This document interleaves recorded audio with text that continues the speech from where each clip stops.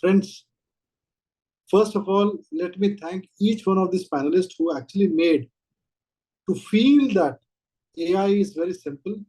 It is not complicated. It cannot be complicated than a CA curriculum.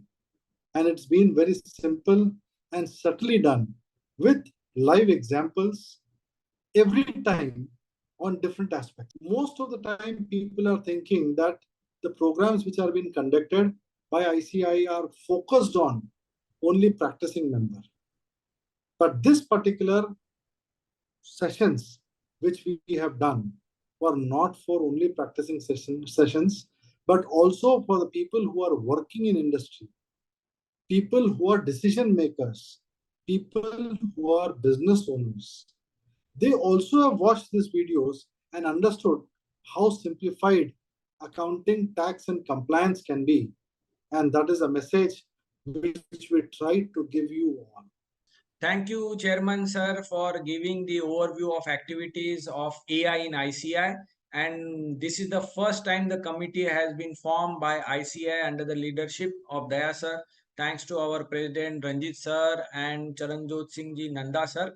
And now the terms, every panelist will be given 10 minutes to present the use case, and 5 minutes will be given for the juries to throw their queries, throw their questions to the panelist, and they will have to give their answer so that they can justify their use case. And now please bring our next panelist, that is Pranjal Jain. Over to you, Pranjal ji. A very good evening to all of you, and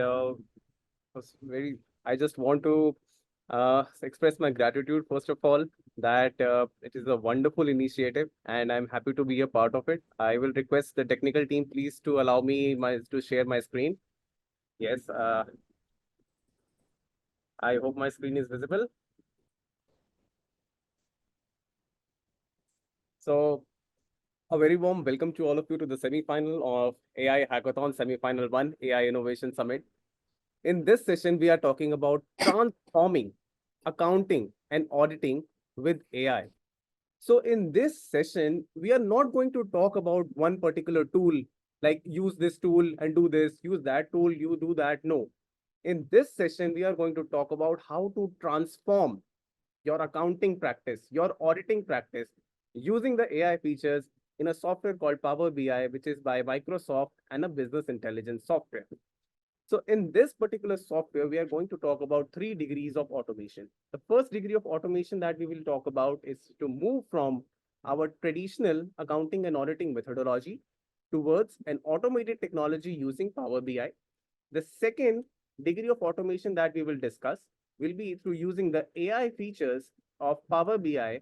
And the third degree of automation that I will be discussing will be using a text-based auditing or a text-based accounting using the features of Microsoft Copilot. So first of all, let me take you deep dive into the Power BI and the AI features that this technology present to us.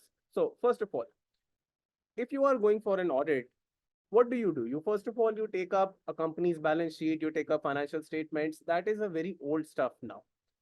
We are in the age of artificial intelligence. I want you to first of all take up the financial statements of the client and visualize it quickly. With just few clicks, you are able to visualize ultimately how does the financial statements of my clients look like. Now, after the first step, now you know that this is the financial statements that I have to look upon. The majority chunk of these financial statements are represented by non-current assets. Then there is a balance of distribution alongside different items of financial statements. Now let's deep dive into point number 2. The point number 2 will be to tell me what discrepancies or where are the risks of material misstatements in my client's financial statements. So you will not believe, but right now, just in front of you, on the left side is the financial statements that I have to audit for my client. On the right side are the financial statements for the past 3 years. Using this, I am able to analyze ultimately what does the financial statements look like, where could be the problematic points. Now, I will go to a third degree step of visualization. Now I will start breaking down each and each component, because see, when we have to work upon our auditing, we have to minimize our audit risk, right? But how about we maximize our efficiencies while we are moving out on that? So let's take first of all, one by one, all the financial statements. This is the share capital output of the client. I have done nothing very technical so far. I have just opened Power BI. I have just opened Power BI. This is by Microsoft. I have went into the website. I have clicked upon sign in. Upon signing in, I just came across some options known as new report, or I want to go for my previous report.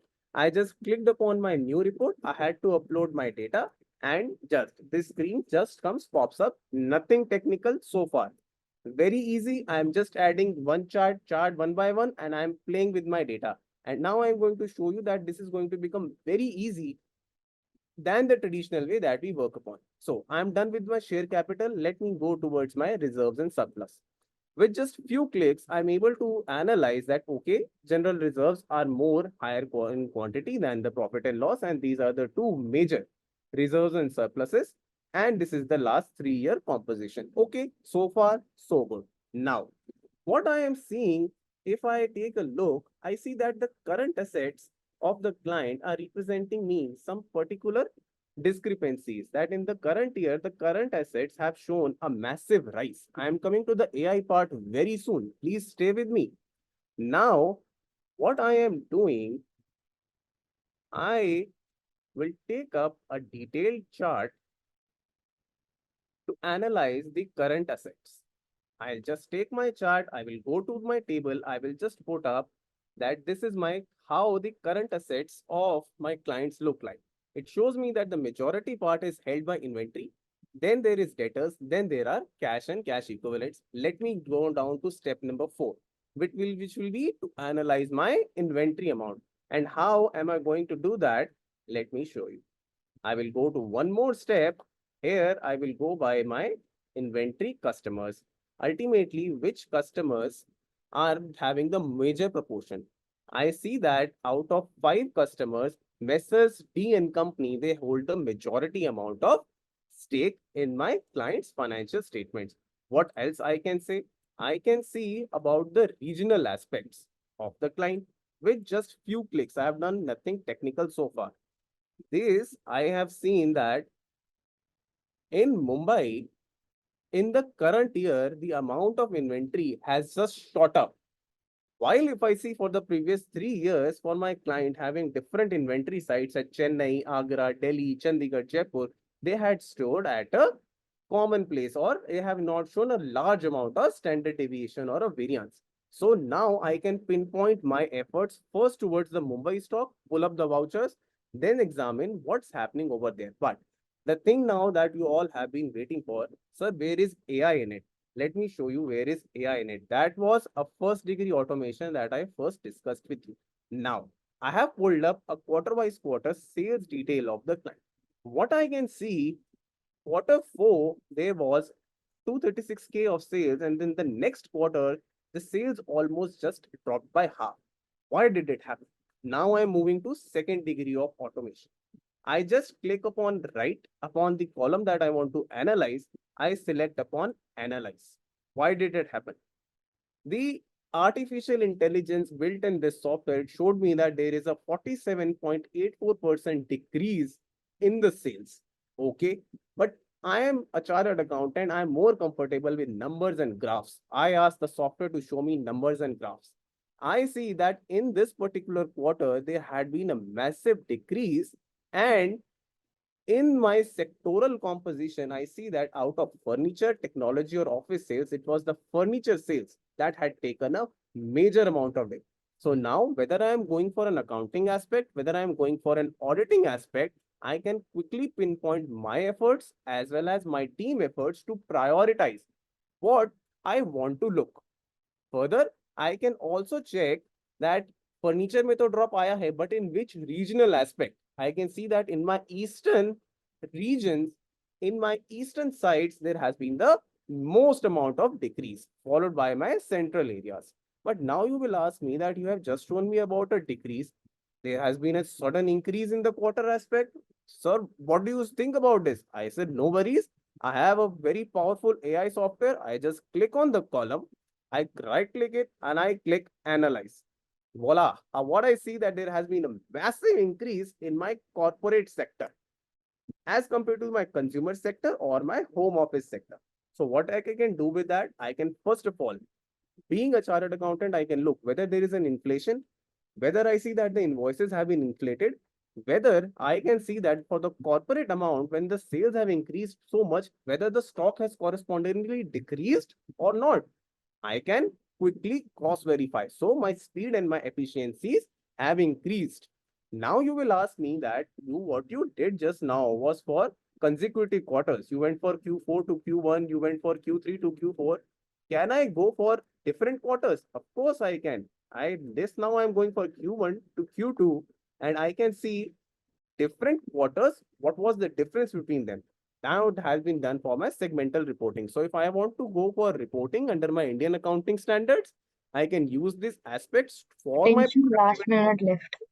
and if I'm going for auditing, I can minimize my audit risk while maximizing my audit efficiency. So this was just one of the few use cases that we can do with AI in our accounting practices. We can do a number of things like anomaly detection, sentiment analysis, forecasting, natural language queries, which brings me to my point number 3 of the third degree automation, which by using Copilot, which is a paid version, I can just type in here and the Copilot will respond me what were the reasons for the reduction in sales.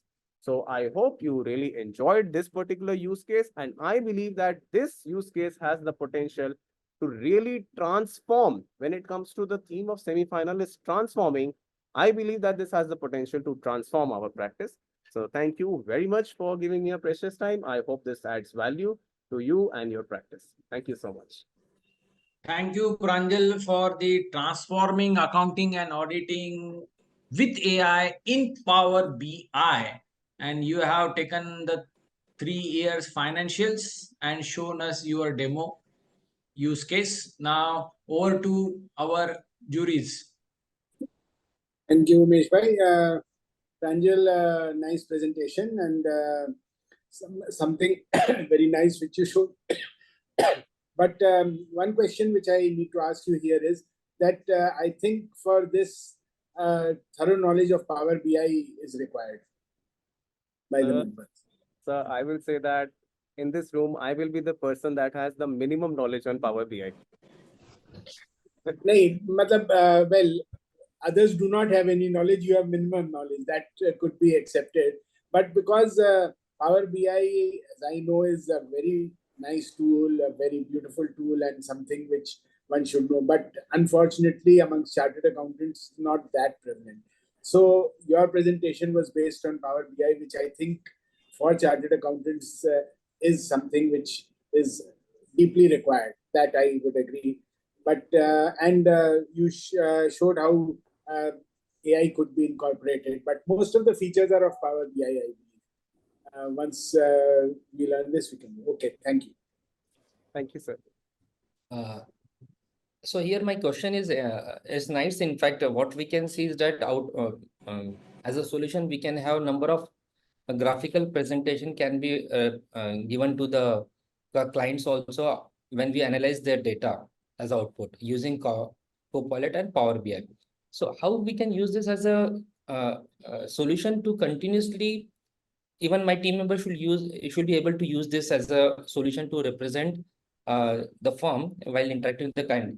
Is it possible we can add number of users for the same solution or application for our team members? Yes, sir, absolutely. There is a share feature in Power BI, and there is a collaboration feature. Using that, we can add any number of employees based upon the pricing plan that you have undertaken. Because there are 3 plans, there is Power BI free version, Power BI Pro version, and Power BI Pro Elite version. On the basis of these 3 plans, we have the capability to add as number of users as we require. So out of when the output files are generated as per the request we made, can we give a detailed report also by way of some text information in the same graphical representation, and whether we can merge both this output? Yes, we do have a publishing and output option, and I can show it as well. We can just publish our output, and on the basis of that, we can create a dashboard having scorecards, having either our visual presentation or our tabular presentation, and we can then publish that report as giving us complete flexibility as the way we want to share it. So likewise, I think like a Google Studio, which we see, we can just showcase this information like a Google Studio, where we can just present the data in a very graphical way. Is that so? Yes, in my last hackathon, I displayed Looker Google Studio only. And the problem that I faced with Looker Studio is that after its acquisition by Google, they are now integrating AI in it. And right now, as of today, they are at a very nascent stage of minimum amount of AI in the Looker Studio. Power BI, Microsoft has integrated AI into it in a very appreciated manner. But Google is now coming up. Their CEO has also said that they will be integrating Gemini in their every product. But Looker Studio at this stage has a lower side of AI.